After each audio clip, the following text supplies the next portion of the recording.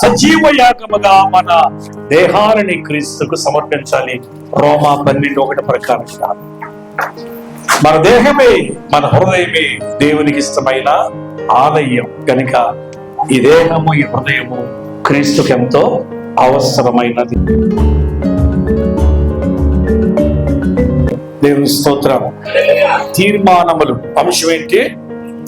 మొదటి నెల మొదటి దినం జరిగిన విషయాలు, వాటిని బట్టి మనం తీసుకోవాల్సినటువంటి కొన్ని తీర్మానాలు. బైబిల్ గ్రంథములో మొదటి నెల మొదటి దినాన ఏమి జరిగింది? దేవుడు మొదటి నెలకు మొదటి దినానికి చాలా ప్రాధాన్యతనిచ్చాడు. క్రీస్తు పూర్వము, క్రీస్తు శకం, అంతే. క్యాలెండర్ ఎప్పుడు స్టార్ట్ అయింది? క్రీస్తు దగ్గర నుంచి స్టార్ట్ అయింది. దేవుని స్తోత్రం. దాన్ని బట్టి క్రీస్తు ప్రభు దేవుడని ఖచ్చితంగా మన క్యాలెండర్ చెప్తుంది. కనుక మొదటి నెలకు మొదటి దినానికి బైబిల్ గ్రంథంలో చాలా చాలా ప్రాధాన్యత ఉంది. హల్లెలూయా. మొదటి దినము, మొదటి నెల, మొదటిది ఆదికాండము 5వ అధ్యాయము 13వ వచనం ప్రకారంగా చూస్తే, ఆదికాండము 5వ అధ్యాయము 13వ వచనం ప్రకారంగా చూస్తే, మొదటి నెల మొదటి దినమున జల ప్రళయము చేత లయపరచబడిన లోకముపై తిరిగి దేవుని కృప అనుగ్రహించబడ్డది. భూమిపై నీళ్లు ఇంకిపోయినవి, నీళ్లు ఆరిపోయినవి. వాడలో ఉన్నటువంటి నోవహు కుటుంబము భూమి మీదకి వచ్చి నివాసయోగ్యమైన గృహాన్ని నిర్మించుకోవటానికి దేవుడు సహాయం చేశాడు. హల్లెలూయా. మొదటి నెల మొదటి దినం కనుక మొదటి నెలకు మొదటి దినానికి చాలా ప్రాధాన్యత ఉంది. దీన్ని బట్టి మనం చేయవలసిన తీర్మానం ఏంటి? ఆయన ఇచ్చే కృపను మనము నిరర్ధకము చేయకూడదు, అంటే వ్యర్థపరచకూడదు. గలతీ 2:21 పౌలు చెప్తున్నాడు, ఆయన కృపను నీవు నిరర్ధకము చేయవద్దు. ఆయన కృపను నేను నిరర్ధకము చేయను. దేవుని మహాకృప చేత 24వ సంవత్సరం అంతా కూడా మనము భద్రపరచబడ్డాం. ఎన్నో శోధనలు వచ్చినవి, బాధలు కలిగినవి, శ్రమలు వచ్చినవి, ఇబ్బందులు కలిగినవి, నిందలు కలిగినవి, ప్రాణాపాయ పరిస్థితులు వచ్చినవి. అయితే వాటన్నిటికంటే ఎక్కువగా దేవుని కృప మనకు తోడుగా ఉంది. హల్లెలూయా. దేవుని కృప అనేది నిర్హేతుకమైనది. నిర్హేతుకం అంటే ఏంటి? ఏ కారణం లేకుండా చూపించే ప్రేమ. దేవుడు మానవులు ప్రేమిస్తున్నాడంటే ఆ మనుషులు గొప్పోడని ప్రేమిస్తున్నాడు ఆయన? లేదు. ఆయన లోకాన్ని ప్రేమిస్తున్నాడు, మానవులు ప్రేమిస్తున్నాడు.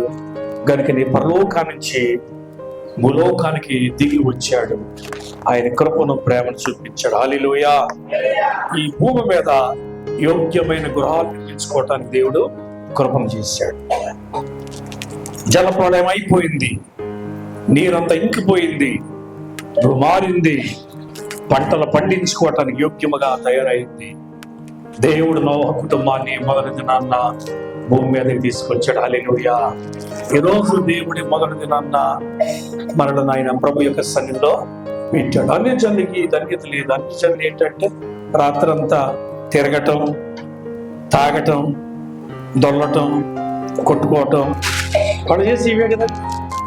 ఆడవాళ్ళు అయితే అర్ధరాత్రి దాకా ముగ్గులు వేసుకోవటం. దేవుని పిల్లలు ఎవరు కూడా వాకిళ్లలో ముగ్గులు వేయకూడదు. ముగ్గులు పెట్టేవాడు ఎంతమంది ఉన్నారు? ప్రతిరోజు వాకట్లో చెప్పరు.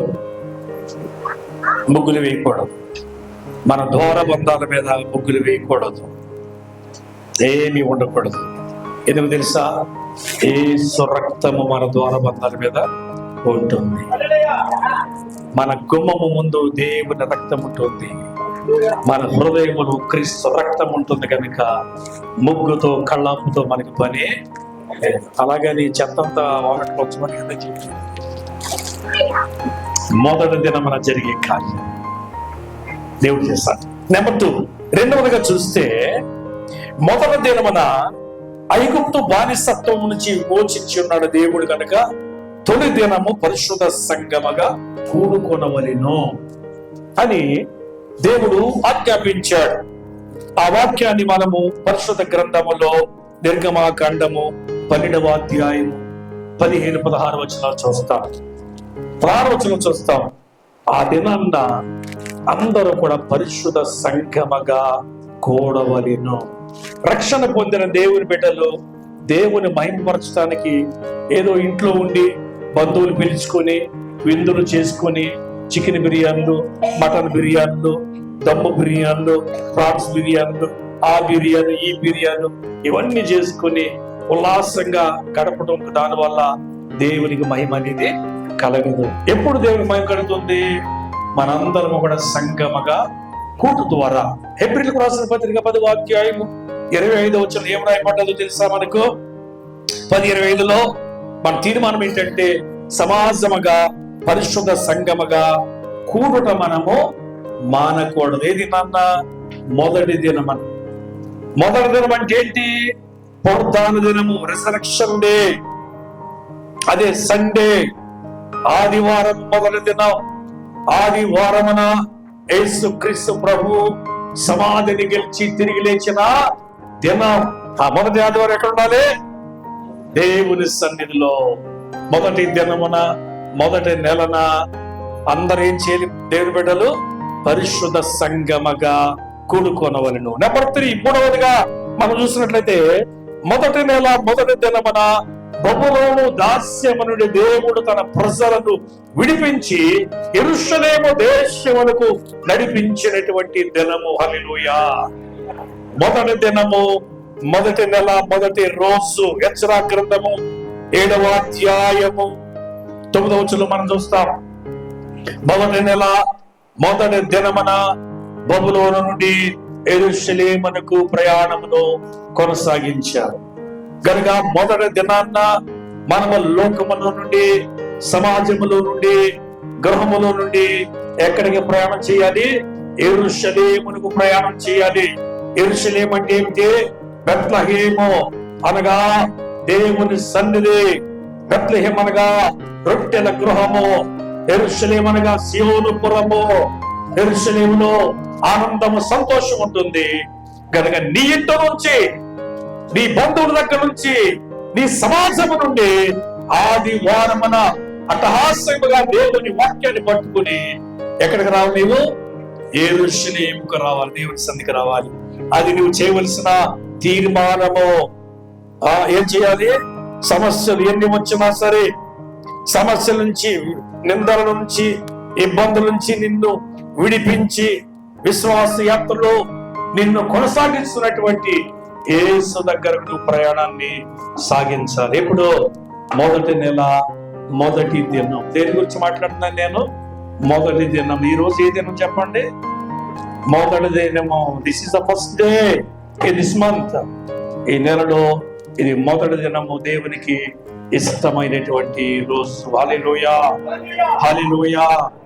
4వది, మొదటి నెల మొదటి దినమున విమోచింపబడిన ప్రజలు ఆశీర్వాదం పొందుకోవటానికి కృతజ్ఞతగా బలి అర్పణ చేసినటువంటి దినమంట.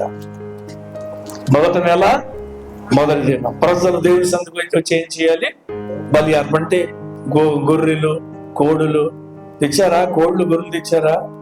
ఏం అక్కర్లేదు. నీ హృదయం కావాలి దేవునికి, నీ సమయం కావాలి.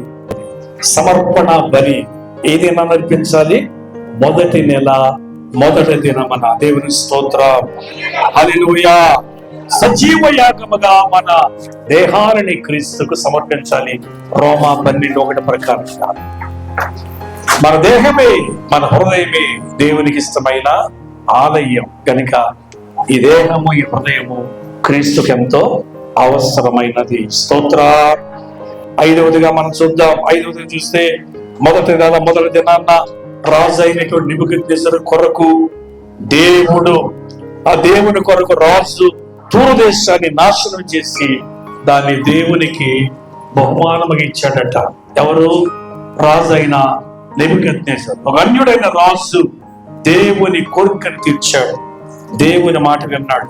ఈ రోజున అన్యులు దేవుని మాట వింటున్నారు, కానీ దేవుని పిల్లలని పేరు పెట్టుకున్న వారు దేవుని మాట కొన్నిసార్లు వినకుండా ధిక్కరిస్తున్నారు. అదే విషయాలు. కానీ మన తీర్మానం ఏంటంటే దేవుని కొరకు మనము ఆయనకి ఇష్టమైనవి నీతి క్రియలు జరిగించి దేవుడిచ్చిన వాగ్దానాన్ని మనము సంపాదించుకోవాలి. హల్లెలూయా. దేవుడు మనం చేసిన వాగ్దానాలు ఎప్పుడు మన జీవితంలో నెరవేరుతాయి? ఆయనకి ఇష్టమైన క్రియలు మనం చేసినప్పుడు, మంచి కార్యాలు, నీతి క్రియలు మనం చేసినప్పుడు ఆయన వాగ్దానాలు మన జీవితంలో ఆయన నెరవేరుస్తాడు. స్తోత్రం. 6వది, మొదటి నెల మొదటి దినమున మందిరాన్ని నిలబెట్టెను. దేవుడు మోషేకి ఆజ్ఞాపించాడు ప్రత్యక్ష గుడారాన్ని కట్టమని.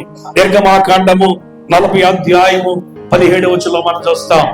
ఆ ప్రకారంగానే ఆయన మొదటి నెల మొదటి దినమున మందిరమును ప్రతిష్ఠించాడు, మందిరాన్ని నిలవబెట్టాడు, మందిరానికి కావలసిన వాటినన్నిటిని కూడా ఆయన సమకూర్చాడు. దేవుని బిడ్డలారా, దేవుని మందిరానికి వచ్చినప్పుడు మందిరంలో ఏ కొరతలు ఉన్నాయి, మందిరానికి ఏం కావాలి, దేవుడు నాకు ఏది ఆదేశిస్తున్నాడని మనం ఎరిగి ఆ కొరతను తీర్చేవాడిగా ఉండాలి. తీర్మానం ఏంటంటే మనమే ఆయన ఆలయం కొరకు కనుక మనము దేవుని కొరకు స్థిరంగా ఉండాలి. మనము దేవుని కొరకు స్థిరమైన మందిరాలుగా నిలబడాలి. స్తోత్రాలు. చివరి మాట చెప్పి ముగిస్తాను. మొదటి నెల మొదటి దినమున పాడైన దేవుని మందిరాన్ని బాగు చేసి తిరిగి పునఃప్రారంభించాడు. ఒక రాజు కాలంలో దినవృత్తాంతం 2వ గ్రంథము 29వ అధ్యాయము 17వ వచనంలో మనం చూస్తాం. పాడైపోయిన మందిరం. అంతకు ముందు వచ్చిన 2 రాజులు మందిర తలుపులు మూసివేశారు, యాజకులు ఆపేశారు, నైవేద్యాలు ఆగిపోయినవి, ప్రజల కానుకలు తీసుకురావడం మానేశారు, మందిరం పాడైపోయింది. మరొక రాజు వచ్చాడు, ఆయన తలుపులు తెరిచాడు, ఆ మందిరాన్ని బాగు చేయించాడు, పునఃప్రతిష్ఠ చేశాడు, యాజకులు ప్రవేశపెట్టాడు, ప్రజలందరూ మరలా కానుకలు తీసుకురావటం మొదలుపెట్టారు. దేవుని స్తోత్రం. కనుక పాడైపోయిన మన మందిరాలు, మనము కూడా పాడైపోయిన మలినమైన మన జీవితాన్ని దిద్దుకొని శుద్ధి చేసుకొని నూతనంగా మనము ప్రభుకి ప్రతిష్ఠించుకోవాలి. అర్థమవుతుంది కదా?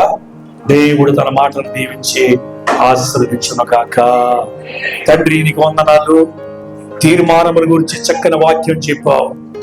మొదటి నెల మొదటి దినాన్న భక్తులు నీ సన్నిధిలో ఏం చేశారో మేము నేర్చుకుందాం. అలాగే ఈ మొదటి నెల, ఈ మొదటి దినం మాకు చాలా ప్రధానమైనది, ప్రాముఖ్యమైనది. ఈ దినమంతా కూడా నీ సన్నిధిలో సంతోషించి ఆనందించే భాగ్యాన్ని సంఘానికి మాకందరికి దయచేయండి.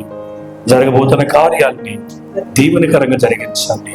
నీ సేవార్థముగా నీ బిడ్డలు సమర్పించిన కానుకలన్నిటినీ మీరు అంగీకరించి నీ పరీక్షల్లో వాడుకోమని యేసు నామములో ప్రార్థన చేస్తున్నాము తండ్రి. ఆమేన్.